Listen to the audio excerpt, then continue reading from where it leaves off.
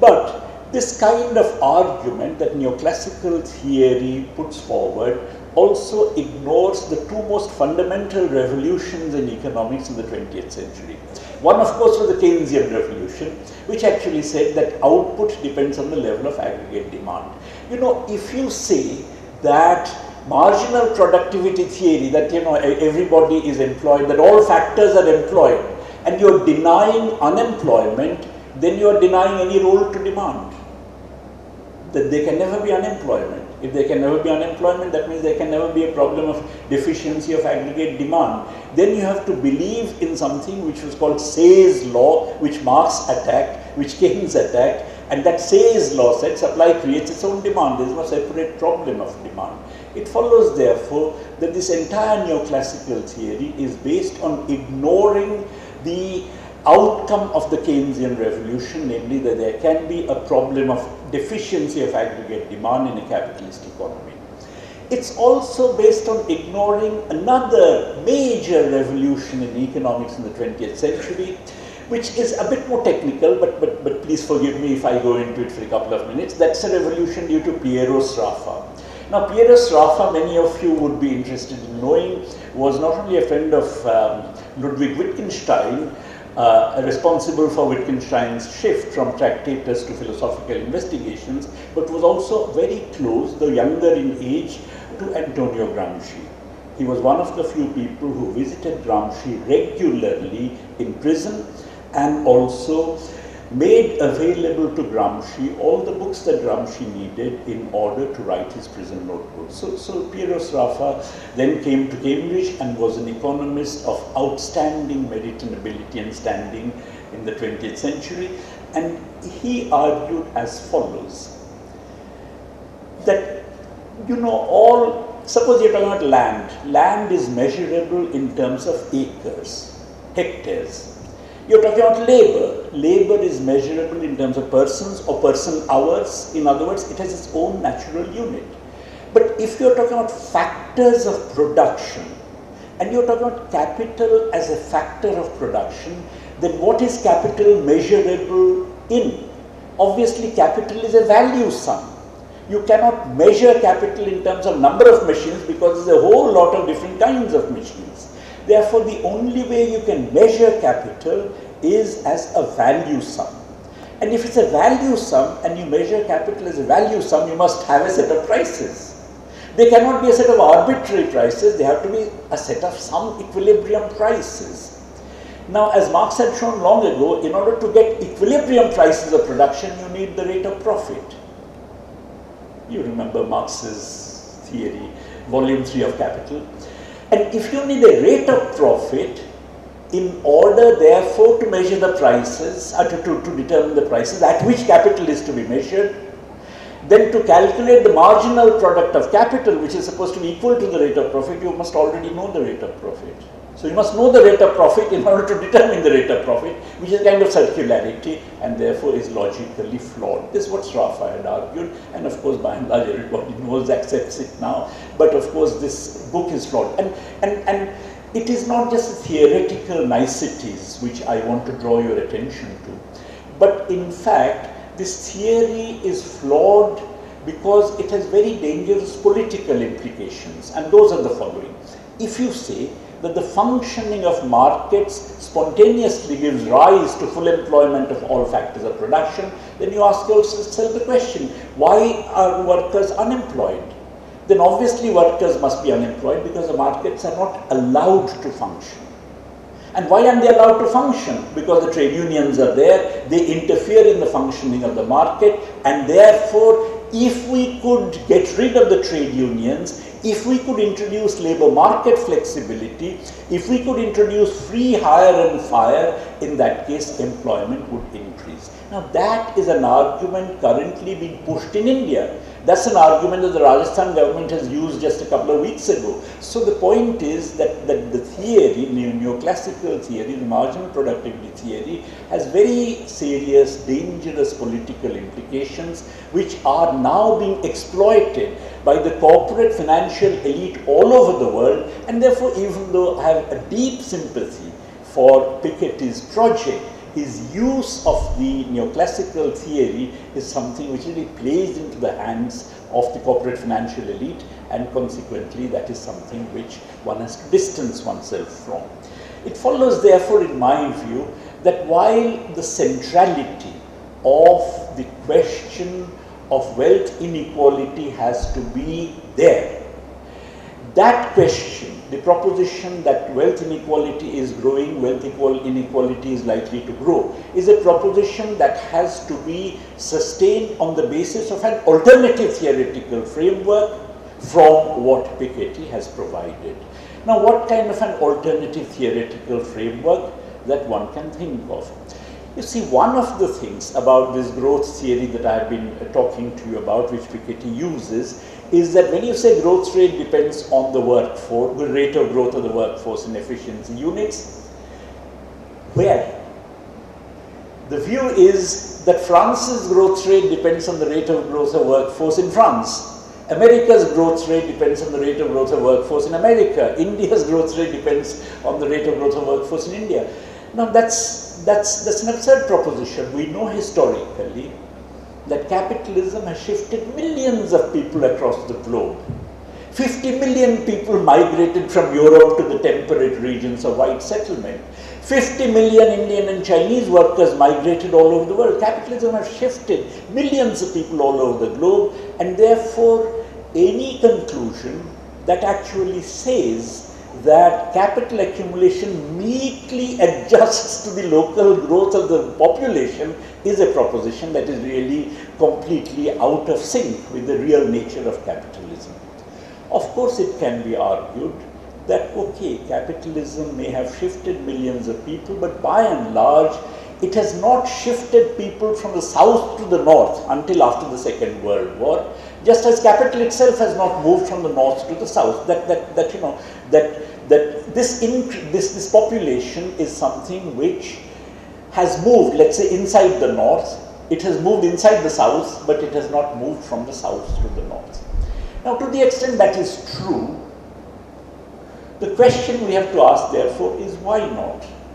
In other words, like the dog that did not bark, our analysis, therefore, has to begin not by saying labor is not mobile, but by saying why is it that the same capitalism that has moved millions of people across the globe has not moved people from the south to the north until after the Second World War, when you had Turkish migration, Algerian migration, and so on.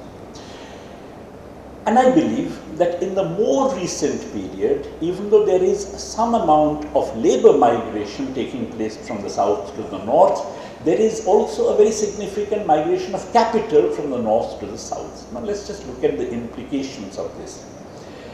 You know, historically, if you look at 18th, 19th, 20th centuries and so on, labor was not allowed to move. Labor still is not allowed to move. We know about the immigration restrictions and so on. Labor is still not allowed to move from the south to the north.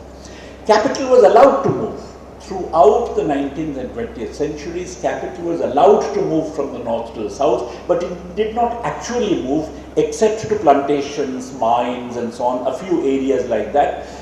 For instance, British capital did not take advantage of the lower wages prevailing in Bombay in order to shift the entire cotton textile industry from Lancashire to Bombay, which is what they should have done if they were profit maximizing entrepreneurs. Paradoxically, historically, capital did not move, even though it was juridically, of course, allowed to move. Why it did not move is a matter we need not enter here, but the outcome of that was a kind of segmentation of the world market. There was the south, there was the north. Labor from south was not allowed to move north. Capital from the north did not move south, and therefore the south remained underdeveloped, while of course the north developed. And what is more, you had a situation where real wages increased because of the fact that this labor was not allowed to migrate. Wage differentials persisted. Lancashire did not shift to Bombay, and as a result, the wage differentials not only persisted, became wider and wider. Now, that segmentation of the world economy is now increasingly breaking down, because of the actual or potential mobility of capital from the north to the south.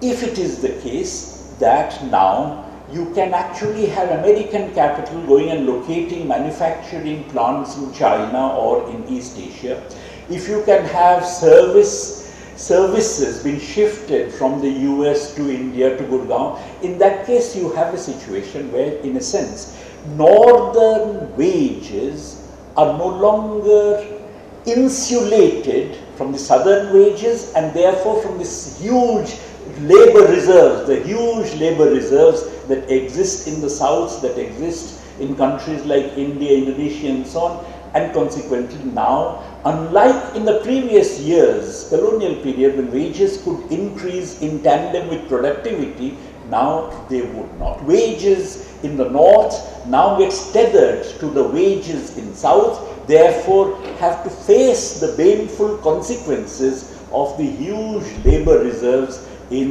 that actually prevail in the southern economies. And this is something which has actually happened.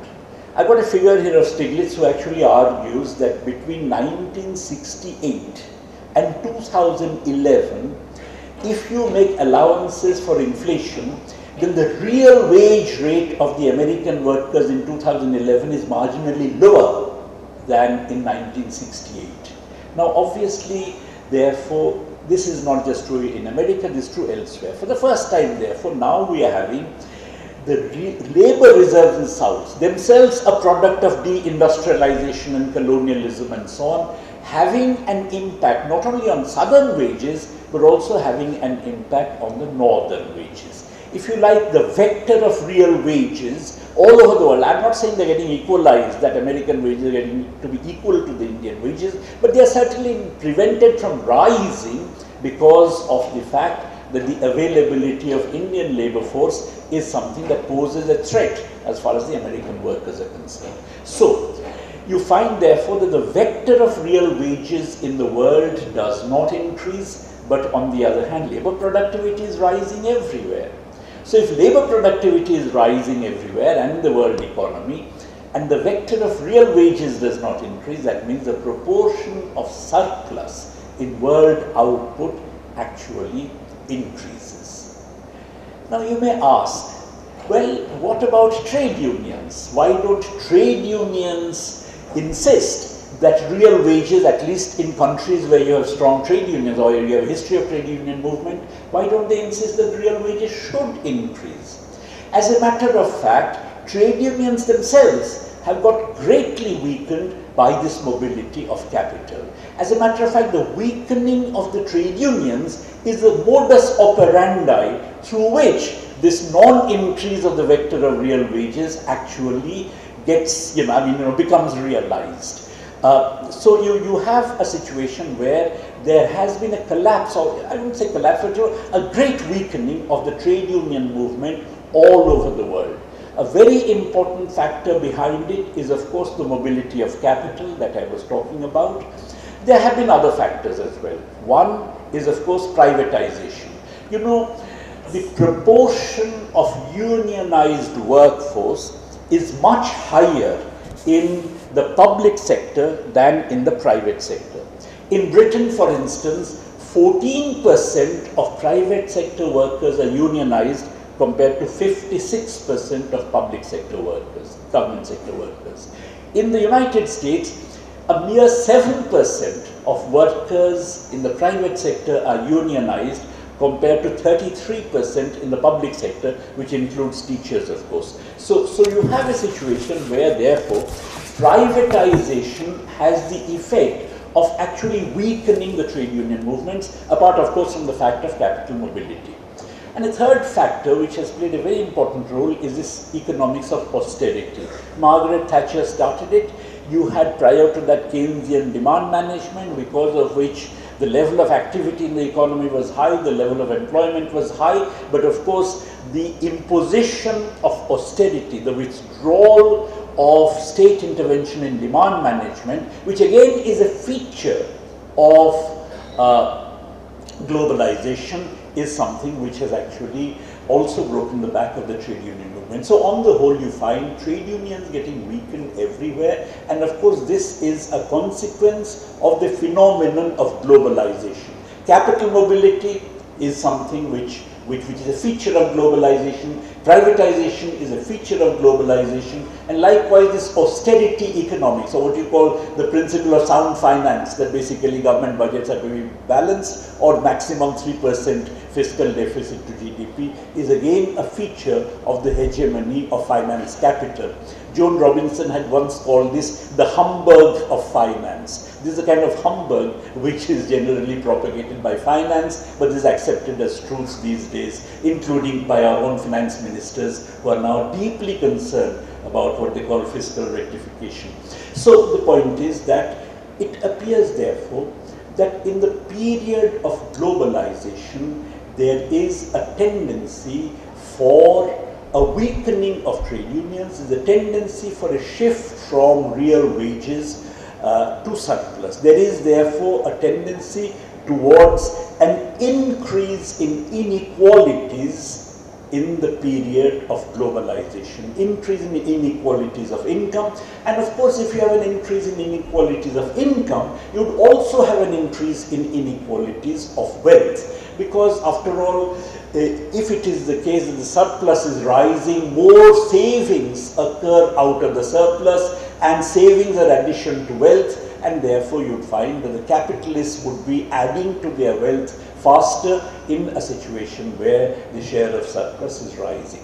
So wealth, the tendency of wealth and income inequalities to increase, in my view, is a feature of the period of globalization. It's endemic, it's immanent in globalization. Of course, if globalization could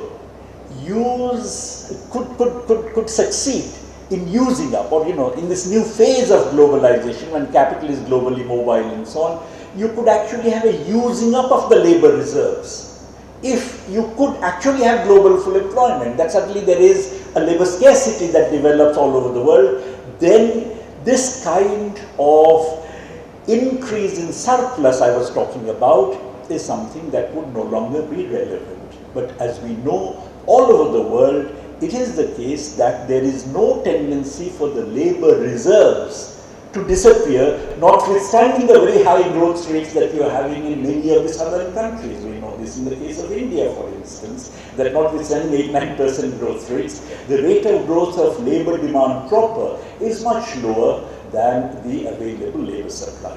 So this is the case where you are going to have an increase in wealth inequalities, exactly as Piketty prognosticates, but for reasons precisely the opposite of what Piketty is prognosticating. According to him, there's always full employment, but because the population growth is going to slow down, you would have an increase in wealth inequalities, while I'm suggesting the opposite, that you never have full employment, you have labor reserves. Because of the labor reserves you are going to have in a situation of globalization, where segmentation of the world economy is broken, increase in wealth and income inequalities, and this is going to continue because the labor reserves are not going to get used up. So you have increase in wealth inequalities precisely because the world is not going to move to full employment, as opposed to an increase in wealth inequalities because the world is at full employment and population growth is going to slow down. So I would suggest that it's possible to put across an alternative Marxist understanding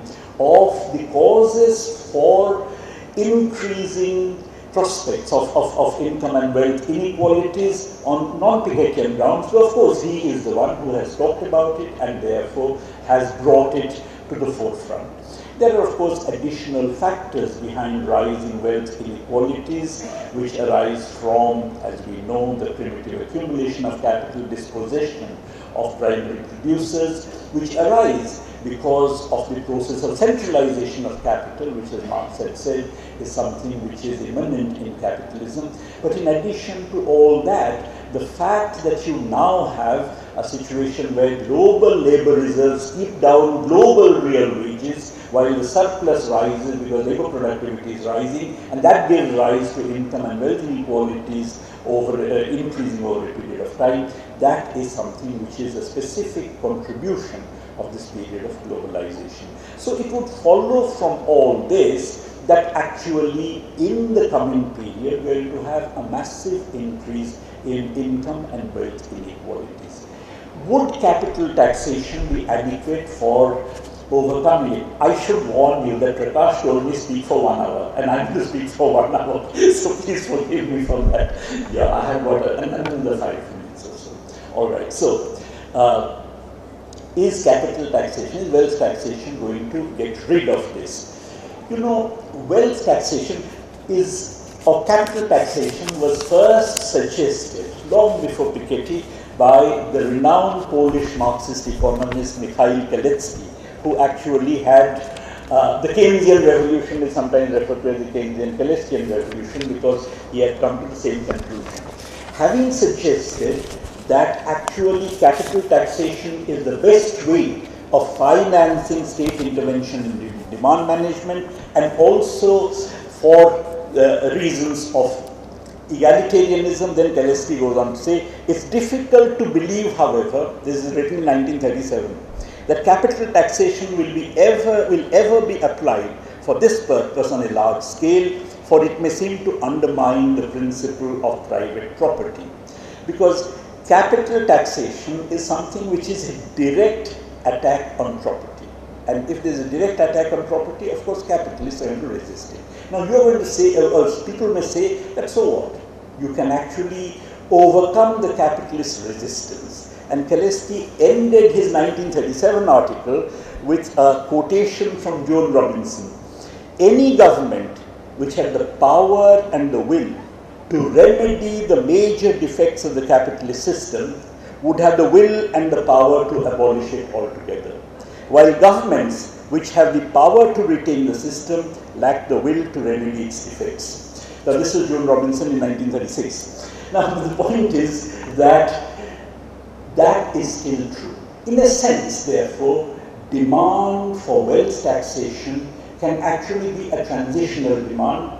I mean, if it was easy, what is a transitional demand? If it was easy that you demand wealth taxation and it gets introduced, fine.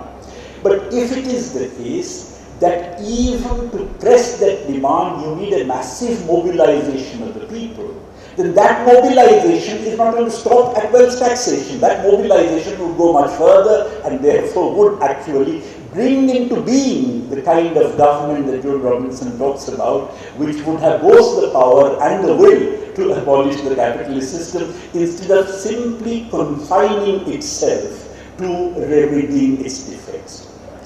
But a question which can be asked here is the following. That all right, suppose it is the case that actually there is a government which comes into being through huge popular mobilization that can have the power and the will to abolish the system altogether instead of only remedying its defects. Is that necessary? Can we not just remedy the defects of the capitalist system without thinking of abolishing it altogether? There's an interesting debate which is going on in America at this moment among many radical economists. And that debate is the following. That actually says that, look, if we have growing inequality, then that is not necessarily a feature of capitalism. That's because of the fact that our political system is corrupt. That's because of the fact that we really have inadequate or improper political intervention in remedying these defects. And Stiglitz, for instance, argues in this manner. He says that it's not capitalism. We could, if we could actually put sufficient pressure on the government, then we could politically intervene in the system in order to bring about a change in the direction of greater equality. While many other radical economists would actually argue that it is a tendency of the capitalist system itself. Now, I think the point is that the idea that you can remedy the defects of the capitalist system by having a government which is sufficiently sensitive to workers' demands and so on was the underlying feature of European social democracy in the post-Second World War period. The fact that European social democracy got undermined, the fact that the world has moved now to a very different situation where welfare state systems are actually getting dismantled, where inequalities, as Piketty himself argues, have been increasing, is something which is a result, as I said, of the process of globalization. And the process of globalization is associated with the rise of an international finance capital. Now, when we are talking about governments, when John Robinson is talking about governments belong to nation states. So we are still thinking in terms, we live in a world in which there are nation states. But if capital is international, while the nation state is a nation state, then the capacity of any nation state to bring about an improvement in income and wealth distribution is undermined unless it dissociates itself from the international, from the process of globalization, from the process of hegemony of international finance capital. Now that is something which is necessarily destructive of the capitalist system. Now, you can have a small country for a certain period of time doing it, but you cannot suddenly have the United States dissociating itself from the process of globalization, because if you did that, in that case, of course, that is going to be a major blow against the entire capitalist system. So, insofar as the emergence of international finance capital itself is a result of what Marx had talked about, the centralization of capital, bigger and bigger blocks of capital, and ultimately these blocks of capital become so big that they go global, while therefore at one level it's an expression of an immanent tendency of capitalism. At another level, it's also true that you cannot actually get rid of it without at the same time dealing major blows against the capitalist system. Be that as it may, the fact is that even if you do not push the argument between socialism and reform capitalism too far at this juncture, if you wish to have, let us say, a united front with Piketty, nonetheless, at this moment, the fact remains that the same process of globalization, which has increased the income and wealth inequalities, also results in enfeebling the resistance against it. One way it enfeebles the resistance I've already talked about, namely that if you have a nation state, we don't have international workers' struggles. We don't have international peasant struggles. So if we are talking about worker struggles, peasant struggles, worker-peasant alliance for an alternative state, in that case necessarily we are thinking in terms of the confines of a nation state. But if that change is going to happen within the confines of a nation state, then that nation state would have to delink itself from the process of globalization. But if it does so, then there will be enormous transitional costs to pay. Quite apart from the fact that Americans are going to put sanctions against you, there will also be capital flight, etc. So there will be very important transitional costs for which the people have to be mobilized, trained, and so on, or prepared. So the point is that is one major cause for enfeebling the opposition to globalization. I believe it's a very important factor paralyzing the European left, because you look at Greece, you look at all these countries in Europe in deep crisis. But ultimately, they cannot get rid of the hegemony of the German banks because of the fact that they can't leave the EU. Because, unless there is an alternative structure you can think of, or unless you can withdraw from this entire process which has been going on for some time, there is no credible alternative you can present before the people. So willy-nilly, ultimately, you only negotiate with the German banks for better terms, but you cannot ask them to go to hell. The second reason it enfeebles the resistance against globalization, of course, is the kind of change it brings about in the internal class structure in a lot of these countries.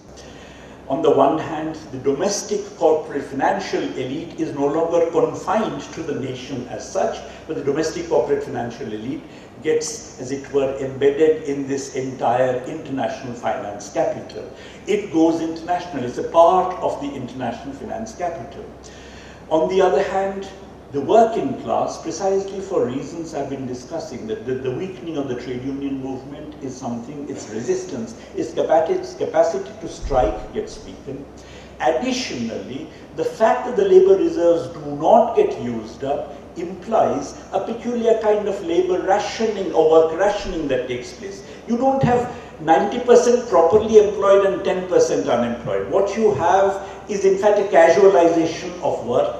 You have the development of intermittent work, you have development of contract work and so on. In other words, it's as if unemployment is distributed among the workforce as a whole. There are very few who are as if properly employed as far as the working class is concerned. And that is again a factor that saps the strength of the trade union movement on the one hand, and a factor that actually, in my view, tends to promote a kind of lumpenization. You tend to promote the development of a lumpen proletariat as opposed to the proletariat proper. And of course this has very important significance, because on the one hand, if the monopoly if the big capitalists, the corporate financial elite is something which is increasingly become important and is tethered to international finance capital. On the other hand, the working class is weakened and you have a growth of the lumpen proletariat. All of it is conducive to the development of fascism, particularly in periods in which the economy faces a crisis of the sort that we are facing today. Now, what this form this fascism would take and so on, etc., is different. I'm not talking about the emergence of a fascist state, but fascist movements certainly thrive, proliferate in this period. But at the same time, what I'd like to end by saying is that ultimately, however, the struggle in the realm of ideas is very important. As long as it becomes increasingly clear to people that democracy and freedom are incompatible with capitalism, the struggle against capitalism would gain momentum and eventually win. Thank you very much.